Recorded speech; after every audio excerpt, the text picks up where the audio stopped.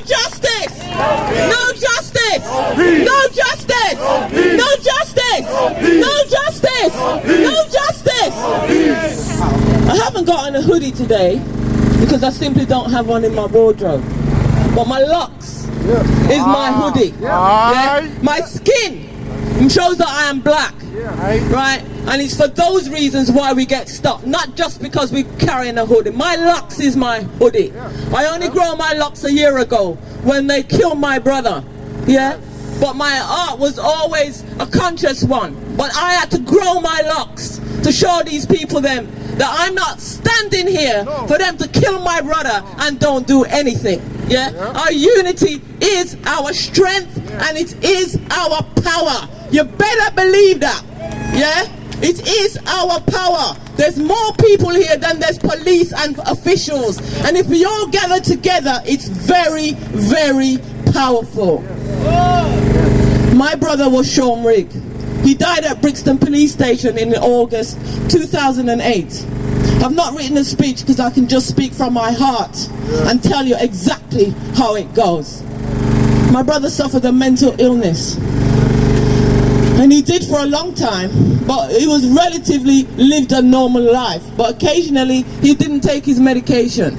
Now, I know there's quite a lot of people that suffer from this illness, so, you know, and a lot of our families suffer with this system, where they take our young youths and take them and put them under false pretenses, in my opinion, into mental health institutions. That's where it begins. You better believe it. Yeah, they pump them up with all these injections and stuff. But I want to know what's in it.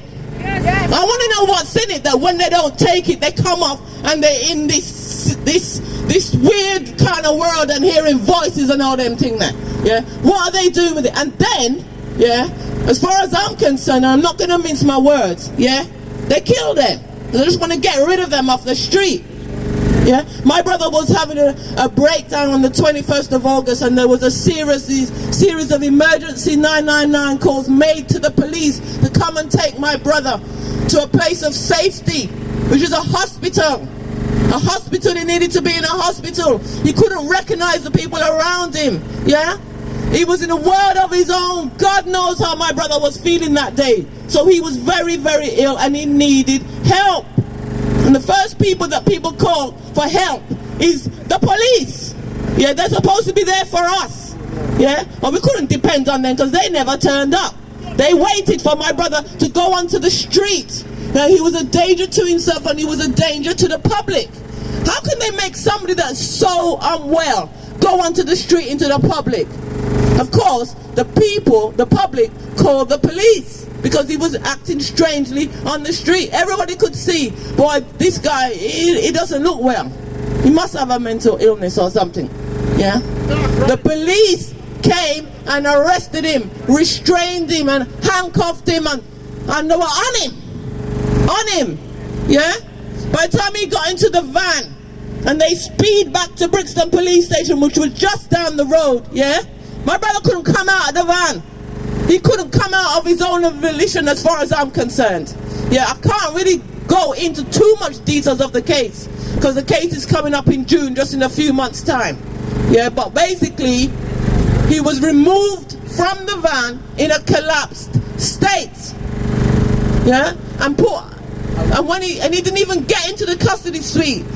They brought him to take him into the station into a cell, and he apparently collapsed on the ground just outside the security gates of Brixton Police Station.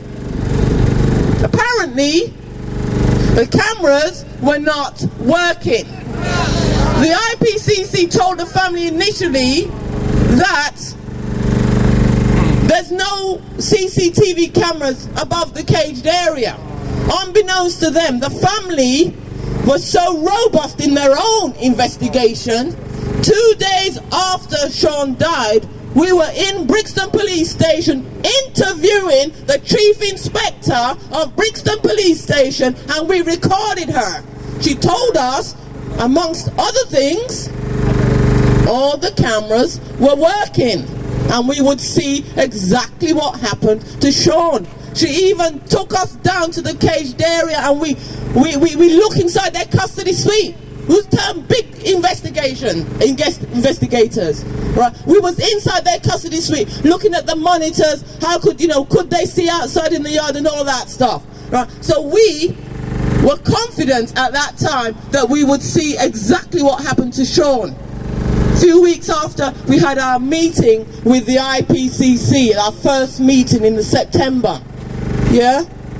When they brought us the CCTV, which we only got to see because we had solicitors immediately on the case. Immediately on the case. Because as a family, they just come and tell you, oh, your brother's died or is collapsed or some stupidness. Yeah, and they'll drip feed you with the information. But they don't give you any information. You have to go and find it yourself. So that's what we did. Right? When we got into the IPCC's offices for a meeting, and they showed us the CCTV, we said, stop the picture. Stop the picture. Where's the camera overlooking the caged area? The IPCC told us, what cameras? What cameras? The cameras don't exist. We said, yes, they do, but we've seen them. And Suzanne Wallace, Chief Inspector Suzanne Wallace told us, yeah, their faces were blank. Blank. They didn't know how we got to know that information. Yeah, we told them we want to go down to the yard then. Get us the maps of the yards, the positions of all the cameras in the yard and in their station. Because they knew that we meant business to prove that we knew that the camera existed. They did their investigation. They came back and said, yeah, we're sorry. The cameras do exist above the caged area. This is the security camera behind Brixton Police Station door. Remember that. So they can see who and who's coming in and out of their custody suite. The IPCC said it's not been working for 3 months. I don't believe it. I really don't believe it. Why would they say, first of all, the cameras don't exist? So that means the IPCC were not doing their job. Obviously, as soon as they get into the station, which they did within hours, they were in Brixton Police Station, the first thing you're going to look for is the cameras, the CCTV. Yeah? When you're doing an investigation against a member of the public, you know when we had the riots, what's the first thing they're going to look for? The CCTV. No matter how much crowds of people is there and how many days and how many hours they've been, people have been doing this. They told us when we asked about the arresting scene, did they corner it off? No, the IPCC chose not to corner off the arresting scene because they said it would have been contaminated. This is an hour after Sean was arrested, just hours after. There's no way that place would have been contaminated. They were in Westminster when thousands and thousands of students were marching. Yeah, they were sifting through the same CCTV. There was no contamination, and they swooped up everybody, charged them, and did whatever they did. Why can't they do it the other way around? It's only fair. Yeah. Then, on top of that, the IPCC wanted to get hold of Sean's medical evidence, medical records, and they need our consent for that. Now, we want to know what's happened to our brother, but we want to see the medical evidence as well.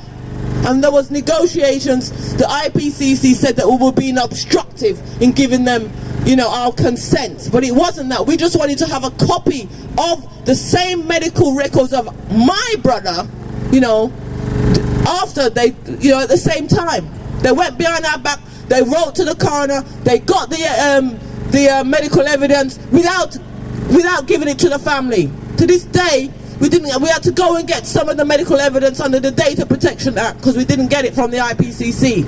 Right? The IPCC throw away medical evidence, throw away swabs. I'm going to tell you all now. Right? We just found out certain things they got rid of. It's in the public. If you come to the PRI hearing, you can hear this evidence. It's in the public domain in the courts. Right? They got rid of some. They throw away some evidence. Right?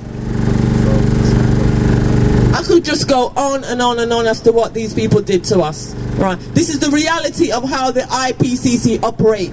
Yeah, they wouldn't interview the officers. They wouldn't interview the officers because they don't treat them as suspects. They treat them as witnesses, as they did in the Smiley Culture case. And it's standard procedure. Standard procedure. You have to file a complaint in order for officers to be served what's called a Regulation 9 notice. If you don't know, they're not going to tell you. But our solicitors knew that, and we filed our complaint. 7 months later, they had to interview the officers under caution, under tape caution. Yeah, and thank God we did that. Thank God we did that. Right, but there's so many other things, but...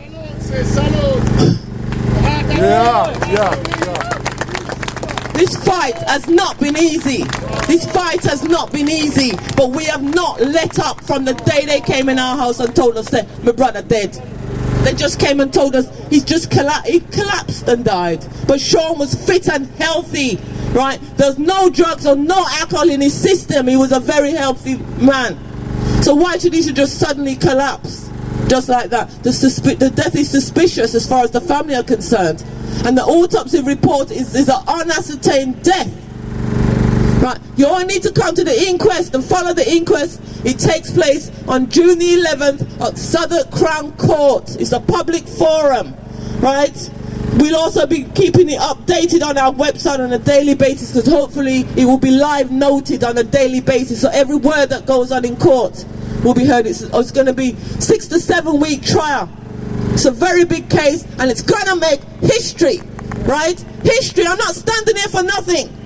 I'm not standing, my brother's not going to die in vain, right? None of our families are going to die in vain. We have to stand together, and our unity is our strength. Remember, me tell you.